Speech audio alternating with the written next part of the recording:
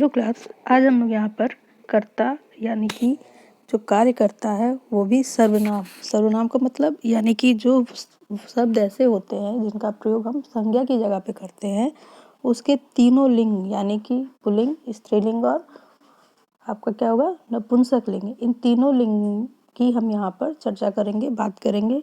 तो जैसे कि यहाँ दिया ना प्रथम पुरुष बहुवचन, तो आप जैसा कि जानते हैं कि प्रथम पुरुष का मतलब क्या होता है कि जिस पर्सन की बात की जा रही है यहाँ पे वो कार्य को करने वाला है, उसे हम प्रथम पुरुष के रूप में बात करते हैं। और बहुवचन का मतलब क्या होता है जहाँ एक से अधिक व्यक्तियों की बात होती है। जैसा कि हिंदी में हम क्या करते हैं कि हिंदी में हमें पता है कि हमारे दो वचन होते हैं, एक वचन और बहुवचन। लेकिन जब हम संस्कृत में बात करते हैं तो संस्कृत में कितने वचन होते हैं? तीन वचन, एक वचन, द्विवचन और बहुवचन। तो अभी हम जो यहाँ पर चर्चा कर रहे हैं इसमें हम लोग तीनों वचनों की बात कर रहे हैं, एक वचन, द्विवचन और बहुवचन।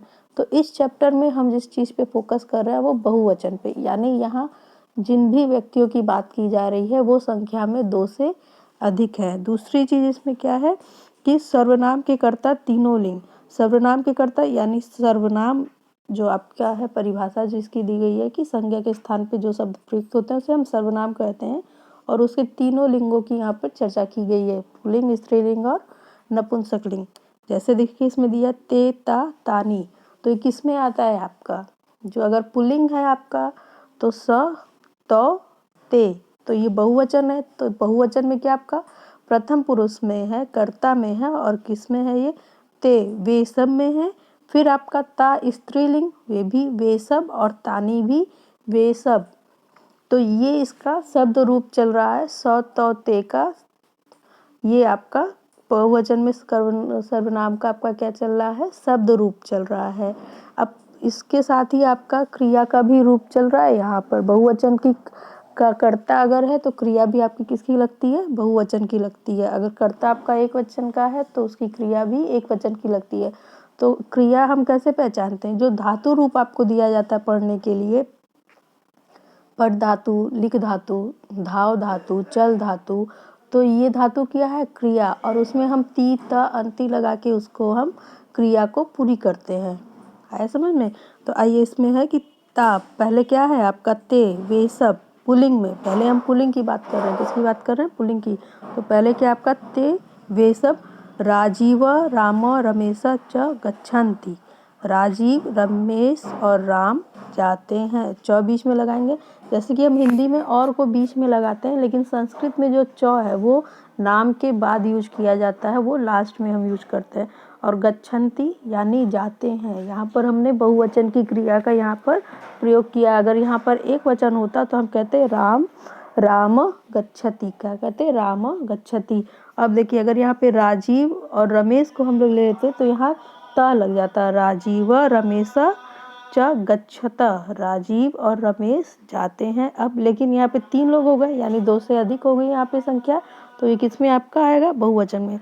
राजीव रमेश राम च गच्छन्ति, राजीव, राम, रमेश और रमेश जाते हैं। ते कुत्र गच्छन्ति, वे कहाँ जाते हैं?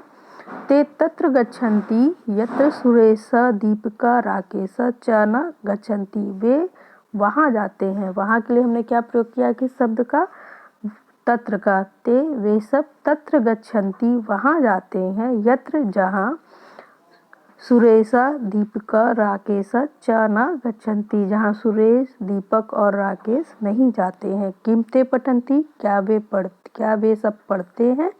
किम ते पठन्ति, क्या वे सब पढ़ते हैं? आम ते पठन्ति लिखन्ति च, हाँ वे सब पढ़ते और लिखते हैं। अब हम आते हैं स्त्रीलिंग स्वरूप में। स्त्रीलिंग का क्या है इसमें? ता, इसमें हम क्या प्रयोग करते हैं?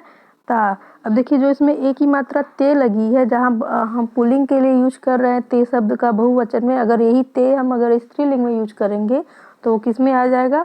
द्विवचन में। हमेशा स्त्रीलिंग का प्रयोग अगर हम द्विवचन में करते हैं तो वहाँ पर ते की मात्रा का, प्रथम पुरुष में ते की मात्रा का प्रयोग करते हैं तो वहाँ दो स्त्रियों की या दो लड़कियों की बात होती है।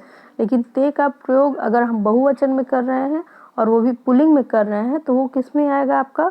पुल्लिंग का आपका प्रथम पुरुष बहुवचन में आएगा। ता वे सब। अब यहाँ स्त्रीलिंग की बात हो रही है। सीमा मीरा रीटा च धावन्ति, सीमा मीरा और रीता दौड़ती हैं। ता कुत्र धावन्ति, वे सब कहाँ दौड़ती हैं। ता तत्र धावन्ति यत्र सीता गीता रमा च न धावन्ति, वे सब वहाँ दौड़ती हैं जहाँ सीता गीता और रमा नहीं दौड़ती हैं। किम ता क्रीडन्ति, क्या वे सब खेलती हैं। नहीं, ता न क्रीडन्ति तातु वदन्ति, नहीं वे सब नहीं खेलती हैं। तातु, वे सब तो बोलती हैं। तानी, वे सब नपुंसक लिंग। अब हम किस में आ गए हैं, नपुंसक लिंग।